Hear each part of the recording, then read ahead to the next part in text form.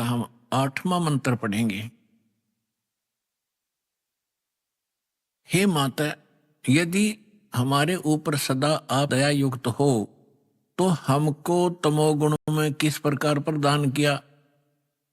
शंकर भगवान कह रहे हैं। और ब्रह्मा रजोगुण और हरि सतगुण युक्त किए, क्यों किए? अब क्या बता रहे हैं, फिर हम संस्कार देखेंगे। यदि दया धर्मना न सदा अंबिके, आप यदि हमारे ऊपर सदा मेहरबान बताते हो, मैं तुम्हें बहुत प्यार करती हूं, तो कथम अहम विहित, क्यों मैं बना दिया तमोगुण, तमोगुण। और कमल जय, कमल से उत्पन्न होने वाले ब्रह्मा जी को रजोगुण संभव है, रजोगुण क्यों बना दिया? और सुविहित क्यों सतोगुण हरि, और विष्णु को आपने सतोगुण क्यों बना दिया? इति सिद्धम रजगुण ब्रह्मा सतगुण विष्णु तमगुण शिव जी। अब एक और पुराण से सिद्ध करते हैं ब्रह्मा विष्णु महेश क्या है, देखिए। ये है मार्कंडेय पुराण, सचित्र मोटा टाइप, केवल हिंदी, और गीता प्रेस गोरखपुर से प्रकाशित है। इसके 123, 22, 23 पृष्ठ पर दिखाएंगे। ये 122 पृष्ठ पर हम पढ़ना शुरू करेंगे मार्कंडेय पुराण। यहां से मार्कंडेय जी बोले, ये बता रहे हैं सारा कुछ, हम यहां आ जाते हैं। राम मार्कंडेय जी बता रहे हैं, रजोगुण प्रधान ब्रह्मा, तमोगुण प्रधान रुद्र, सत्व प्रधान विश्वपालक विष्णु हैं, और यही 3 देवता हैं, और यही 3 गुण हैं। अब जिसको ये अनपढ़ अशिक्षित कहा करते थे, उस परमेश्वर ने 600 वर्ष पहले बता रखा था, ब्रह्मा विष्णु महेश, रजगुण ब्रह्मा सतगुण विष्णु तमगुण शिव जी, जो इनकी पूजा करते हैं वो कभी मुक्ति प्राप्त नहीं कर सकते। और श्रीमद् भगवत गीता में उनको क्या संज्ञा दी है? इस त्रिगुण में ही माया, रजगुण ब्रह्मा सतगुण विष्णु तमगुण शिव जी की जो पूजा करते हैं, जिनकी बुद्धि इन्हीं पर सीमित होगी है, इसके अतिरिक्त वो किसी की बात को सुनना पसंद भी नहीं करते। राक्षस स्वभाव को धारण किए हुए मनुष्यों में नीच दूषित कर्म करने वाले मूर्ख, 4 गाली इकट्ठी दे रखी है। गीता ज्ञानदाता कहता और मेरी भक्ति भी ना करते। गीता ज्ञानदाता कौन है? ये ब्रह्म है, ये सरपुरुष है, 21 ब्रह्मांड का स्वामी है, ब्रह्मा विष्णु महेश का पिता है, जो श्री कृष्ण में प्रवेश करके श्रीमद् भगवत गीता का ज्ञान बोल गया। आइए पढ़ें अपने ही सदग्रंथों को, जिनको हम डेली रटा करते, हम पढ़ा करते, समझा नहीं करते। हमने मान रखा था इसके पढ़ने मात्र से ही मोक्ष होगा, नहीं। श्रीमद् भगवत गीता में जो लिखा है वैसे सब उसको करने से मोक्ष होगा, ना कि केवल पढ़ने मात्र से। पढ़ने से ज्ञान होता है, वो ज्ञान भी ना हुआ, हमने पढ़ते पढ़ते कितने दिन बीत गए थे, वर्ष बीत गए थे। गुरु बिन का हुन पाया ज्ञाना, जो थोथा बुस छड़े मूड किसाना, गुरु बिन वेद पढ़े जो प्राणी, समझन सारे रहे अज्ञानी। तो हम इन पढ़ा भी करते इन सदग्रंथों को, लेकिन ज्ञान नहीं था। आज हम पढ़ेंगे इस पवित्र सदग्रंथों को, परमात्मा की तत्व ज्ञान की रोशनी में हम एक एक अक्षर समझ जाएंगे। आइएगा अब 7वां अध्याय पढ़ते हैं, देखिएगा।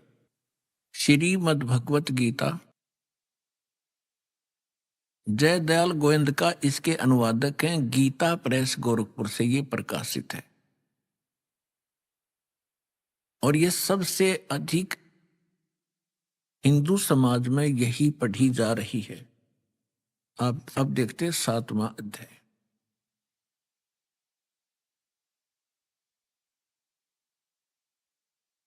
ये स्टार्ट है अथ 7वां अध्याय श्रीमद् भगवत गीता।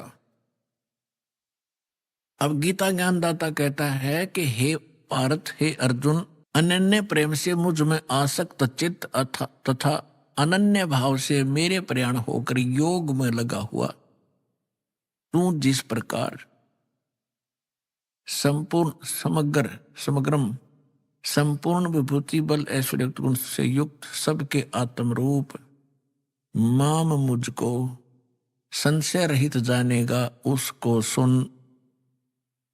अब क्या कहता है गीता ज्ञानदाता? कहता है कि अब जो ज्ञान सुनाने जा रहा हूं, इसके जानने के बाद तुझे कोई शंका नहीं रहेगी मैं क्या हूं।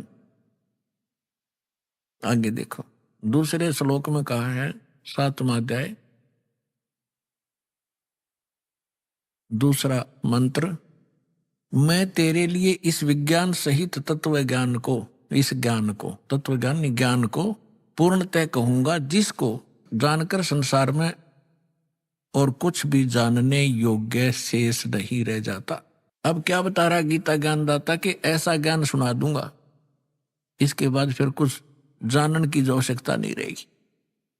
फिर देखिएगा इसमें क्या बताता है तीसरे मंत्र में, हजारों मनुष्यों में कोई एक सिद्धेय माने परमात्मा प्राप्ति के लिए प्रयत्न करता है, और प्रयत्न करने वालों में वाले सिद्धानाम साधकों में भी कोई एक मेरे प्राण होकर मुझको तत्व से वेती माने जानता है, तत्व से जानता है। ये क्या कह रहा है कि परमात्मा की प्राप्ति के लिए हजारों में से कोई ही भक्ति करना चाहता है, परमात्मा के प्रयत्न कर रहा है, उनमें से मेरे तक भी कोई एक आधा ही पहुंचता है, ना तो नीचे के देवी देवताओं तक ही सीमित रह जाते हैं। आगे देखो, चौथा और पांचवें का इकट्ठा अनुवाद है, पृथ्वी जल अग्नि वायु और आकाश मन बुद्धि और अहंकार, इस प्रकार यह 8 प्रकार से विभाजित मेरी प्रकृति है। यह 8 प्रकार से भेद वाली तो अपरा मेरी जड़ प्रकृति है, और हे मां भाव इससे दूसरी जिससे ये संपूर्ण जगत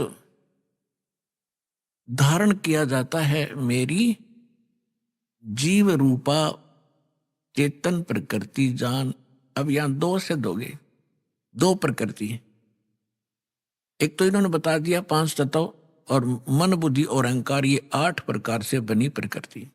दूसरी बता रहे हैं ये चेतन प्रकृति, ये दुर्गा है,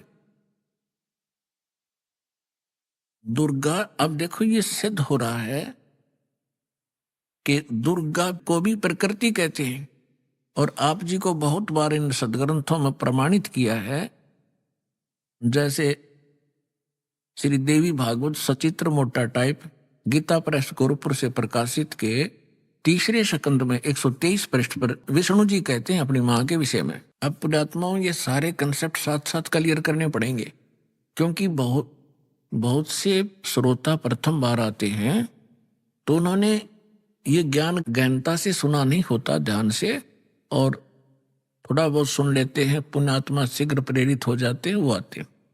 तो यहां इनको बैठकर सुनने का समय मिलता है 2 घंटे सुबह 2 घंटे शाम को, तो इसलिए यहां एक विशेष विस्तार के साथ ये ज्ञान सुनाया जाता है। यह श्रीमद देवी भागवत देखिएगा,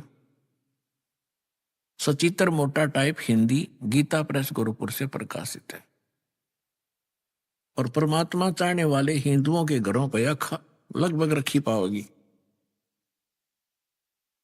यह है संक्षिप्त श्रीमद देवी भागवत सचित्र मोटा टाइप केवल हिंदी, हनुमान प्रसाद पोदार चमनलाल गोस्वामी, और गीता प्रेस गोरखपुर से प्रकाशित है। इसके 123 पृष्ठ पर पढ़ने पर्याप्त है। 123 पृष्ठ, तीसरा स्कंद, संक्षिप्त देवी भागवत। तुम शुद्ध स्वरूपा हो, यह सारा संसार तुम ही से उद्भासित हो रहा है। मैं ब्रह्मा और शंकर हम सभी तुम्हारी कृपा से विद्यमान हैं।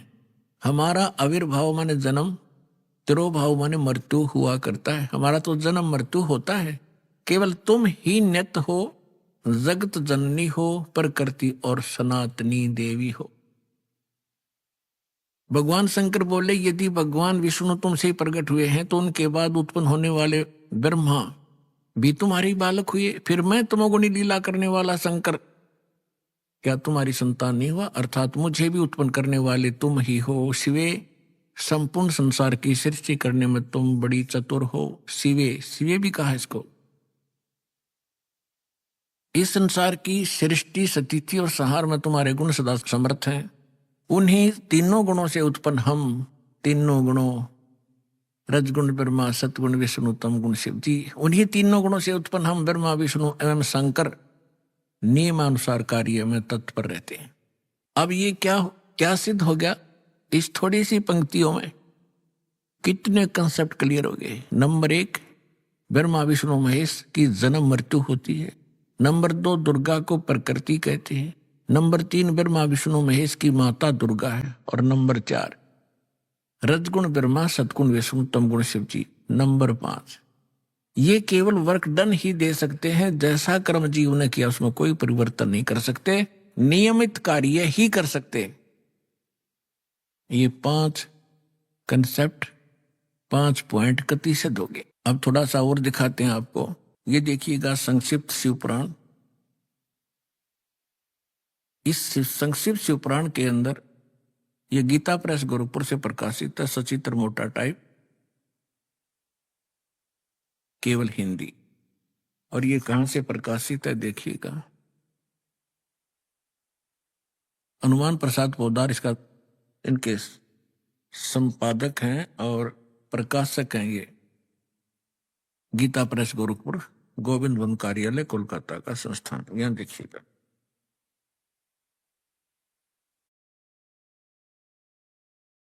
संक्षिप्त शिव पुराण 98वें पृष्ठ से हम थोड़ा सा पढ़ेंगे।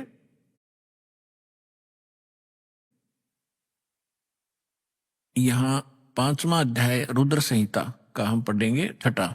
5वें के एंड को पढ़ रहे हैं। अपने पुत्र नारद की आवाज सुनकर लोक पितामह ब्रह्मा वहां इस प्रकार बोले। 5वां अध्याय समाप्त हुआ, 6ठा प्रारंभ हुआ रुद्र संहिता का 99वें पृष्ठ पे। नारद ने पूछा था कि सृष्टि की रचना बताइए भगवान पिताजी ब्रह्मा जी से। तो ब्रह्मा जी ने बताया, अब आपके रूबरू पढ़कर सुनाता हूं। ब्रह्मा जी ने कहा ब्राह्मण श्रोमणे, तुम सदा समस्त जग के उपकार में लगे रहते हो। तुमने लोगों के हित की कामना से बहुत उत्तम बात पूछी है। जिसमें समस्त चराचर जगत नष्ट हो गया था, सर्वत्र केवल अंधकार ही अंधकार था, न सूर्य दिखाई देते थे, न चंद्रमा आदि आदि कुछ भी नहीं थे। उस समय तत्सद्ब्रह्म, इस श्रुति में जो सच सुना जाता है, एकमात्र वही शेष था। 100 पृष्ठ पे जिस परब्रह्म के विषय में ज्ञान और अज्ञान से पूर्ण युक्तियों द्वारा इस प्रकार विकल्प किए जाते हैं। यानी ब्रह्मा जी कह रहे हैं कुछ सच्ची कुछ झूठी, जो मैंने सुनी है वो बता रहा हूं। उसने कुछ काल के बाद, कुछ समय के उपरांत द्वितीय की इच्छा प्रकट की। उसके भीतर एक से अनेक होने के संकल्प उदित हुए। तब उस निराकार परमात्मा ने अपनी लीला शक्ति से अपने लिए एक मूर्ति की कल्पना की। इनका क्या मानना है कि परमात्मा मूलतः निराकार है और उसने फिर अपने आकार में आने की सोची, फिर वो सदा शिव बन गए। अब देखो क्लियर होगा यहां से। उस निराकार परमात्मा ने अपनी लीला शक्ति से अपने लिए मूर्ति की कल्पना की। जो मूर्ति रहित परम ब्रह्म है, उसकी मूर्ति, यहां देखिए, भगवान सदाशिव हैं। अब सदाशिव कौन है ये देखना ध्यान से। ये किसको सदाशिव कहते हैं?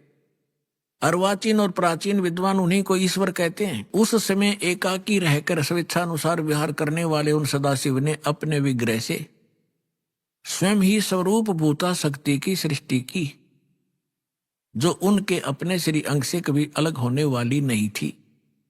उस पराशक्ति को प्रधान भी कहते हैं, प्रकृति भी कहते हैं, गुणवती माया, बुद्धि तत्व की जननी तथा विकार रहित कहा है। वह शक्ति अंबिका कही गई है। उसी को प्रकृति, सर्वेश्वरी, त्रिदेव जननी, तीनों देवताओं को उत्पन्न करने वाली उनकी माता, ब्रह्मा विष्णु महेश की माता, नेता और मूल कारण भी कहते हैं। सदाशिव द्वारा प्रकट की गई उस शक्ति की 8 भुजाएं हैं। हो गया क्लियर? अब ये दुर्गा के विषय में है, और सदाशिव ये कौन है? ये काल है। आगे और क्लियर हो जाएगा। अब इसमें क्या सिद्ध हो गया कि प्रकृति भी दुर्गा को कहते हैं और प्रधान भी दुर्गा को कहते हैं। गीता अध्याय नंबर 14 के श्लोक नंबर 3 से 5 में कति स्पष्ट किया गया है। ये काल कहता है, गीता बोलने वाला ब्रह्म कहता है कि प्रकृति तो मेरी पत्नी है, सब्जियों को उत्पन्न करने वाली माता है, मैं इसके गर्भ में बीज स्थापन करने वाला सबका पिता हूं। और इन प्रकृति से उत्पन्न ये तीनों गुण इस जीव को कर्मानुसार यहां बांधे रखते हैं, जकड़े रखते हैं। तीनों गुण कौन सी सिद्ध होगी? रजगुण ब्रह्मा, सतगुण विष्णु, तमगुण शिव जी। ये देखिएगा अध्याय 14 और सुनाता हूं। ताजा ताजा है, ये जल्दी समझ में आ जाएगा।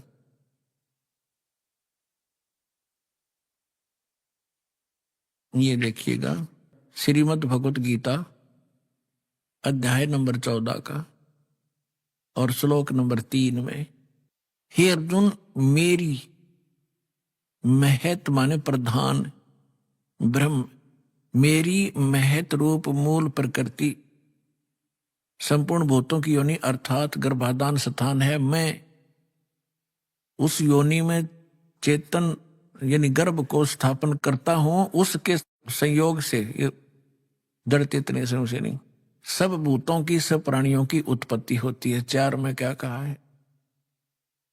हे अर्जुन, नाना प्रकार की सब योनियों में जितनी मूर्तियां अर्थात शरीरधारी प्राणी उत्पन्न होते हैं, प्रकृति यानी दुर्गा उन सब की गर्भ धारण करने वाली माता है और मैं बीज स्थापन करने वाला पिता हूं। और 5वें में क्या कहा है? हे अर्जुन, सतगुण, रजगुण और तमगुण ये प्रकृति से उत्पन्न, दुर्गा से उत्पन्न ब्रह्मा विष्णु महेश, विष्णु ब्रह्मा महेश, तीनों गुण, ये तीनों देवता अविनाशी जीव आत्मा को शरीर में बांधते हैं। अब इसने, काल ने हमें मूर्ख बनाने के लिए ब्रह्मा विष्णु महेश के सिर ठेकरा फोड़ दिया कि ये तीनों देवता ही सबको यहां फंसा कर रखते हैं। परमात्मा ने आकर बताया, ब्रह्मा विष्णु महेश्वर माया और ये धर्म राया कहिए, इन पांचों मिल परपंच बनाया, वाणी हमरी लइए। ब्रह्मा विष्णु महेश दुर्गा और काल ने, इन पांचों ने मिलकर ये परपंच रच रखा है। हमारी बात को गहराई से सोचियो बच्चों, परमात्मा ने कहा। अब ये सिद्ध हो ही रहा है, ये पांचों मिलकर जकड़े बैठे हमारे को। इन पांचों मिल जीव अटकाए, युगन युगन हम आन छुटाए, बंदी छोड़ हमारा नामम, अजर अमर है अस्थिर ठामम, अमर करूं सतलोक पठाऊं, ताते बंदी छोड़ कहाऊं। अब हम यहाँ अपने अपवित्र शिव पुराण को हमने फिर उठा लिया, श्रीमद् भगवत गीता को रख दिया, उसमें से इतना ही लेना था। अब देखिएगा, ये संक्षिप्त शिव पुराण हम पढ़ रहे हैं और 100 पृष्ठ पे पढ़ रहे थे। यहां आगे थे हम,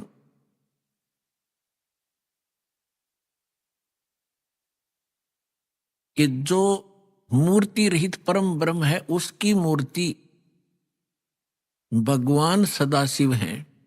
अर्वाचीन और प्राचीन विद्वान उन्हीं के ईश्वर कहते हैं। उस समय एकाकी रहकर स्वेच्छानुसार विहार करने वाले सदाशिव ने अपने विग्रह से स्वयं ही एक स्वरूप भूता शक्ति की सृष्टि की, जो उनके अपने श्रीअंग से कभी अलग होने वाली नहीं थी। उस पराशक्ति को अपने विग्रह माने शरीर से निकाली दुर्गा को, ये खुद मान रहे हैं। पुण्यात्माओं, परमात्मा आए थे, ब्रह्मा जी को मिले, विष्णु जी को मिले, शिव जी को मिले। पहली बार तो इन्होंने ज्ञान सुना ढंग तक। परमात्मा ने सबसे पहले ब्रह्मा को सृष्टि रचना आदि सुनाई थी। पहले उसने ठीक माना, बाद में काल ने उसके अंदर प्रवेश करके बुद्धि भ्रष्ट कर दी कि ये झूठ बोलता है, मनगढ़ंत कहानियां हैं, वेद सर्वश्रेष्ठ है, इसके अतिरिक्त कोई बातें मत मानो। इस ब्रह्मा जी ने कुछ तो परमात्मा से प्राप्त ज्ञान और कुछ फिर अपने अज्ञान के आधार से ये ज्ञान सुनाना चाहा, तो फिर भी सच्चाई छुपी नहीं। ये क्या कहना चाहते हैं कि श्री सदाशिव पहले निराकार था, फिर सदाशिव बन गया। उसने अपने शरीर से एक शक्ति निकाल ली, वह प्रकृति कल आई। उसी को जगदम्बिका कहते हैं। तीनों देव की जननी, ब्रह्मा विष्णु महेश की माता, और उसकी 8 भुजाएं। यहां कर दिया ना डंगा इसने। और परमात्मा ने पहले ही बता रखा है कि जैसे दास ने सृष्टि रचनामा आपको बहुत बार सुना है, उसमें आप खूब समझ चुके होंगे, तो उसी का कुछ अंश लेकर इसने यहां मिलावट की है। देखिएगा, उस समय एकाकी रहकर स्वेच्छा अनुसार विहार करने वाले सदाशिव ने अपने विग्रह से स्वयं ही एक स्वरूप भूता शक्ति की सृष्टि की, जो उनके अपने श्री अंग से कभी अलग होने वाली नहीं थी। उस पराशक्ति को प्रधान प्रकृति गुणवती माया बुद्धि तत्व की जननी विकार रहित बताया गया। वह शक्ति अंबिका दुर्गा कही गई है। उसी को प्रकृति सर्वेश्वरी त्रिदेव जननी नित्य मूल कारण भी कहते हैं। सदाशिव द्वारा प्रकट की गई उस शक्ति की 8 भुजाएं। होगी क्लियर। नाना प्रकार के आभूषण उसके श्री अंग की शोभा बढ़ाते हैं। श्री अंगों की वह देवी नाना प्रकार की गतियों से संपन्न है और अनेक प्रकार के अस्त्र शस्त्र धारण करती है। एकाएकनी होकर भी वह माया संयोग वसात अनेक हो जाती है। वे जो सदाशिव हैं, अब ये डेफिनेशन है उस काल की, ब्रह्मा जी बता रहे हैं और अपने सदग्रंथों में लिखा है। देखिएगा, वे जो सदाशिव हैं उन्हें परम पुरुष ईश्वर शिव शंभु और महेश्वर कहते हैं। यहां देखना,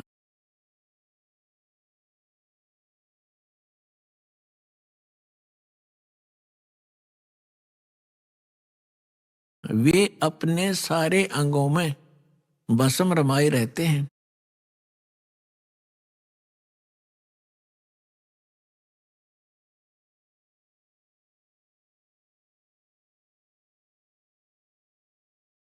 उन काल रूपी ब्रह्म ने एक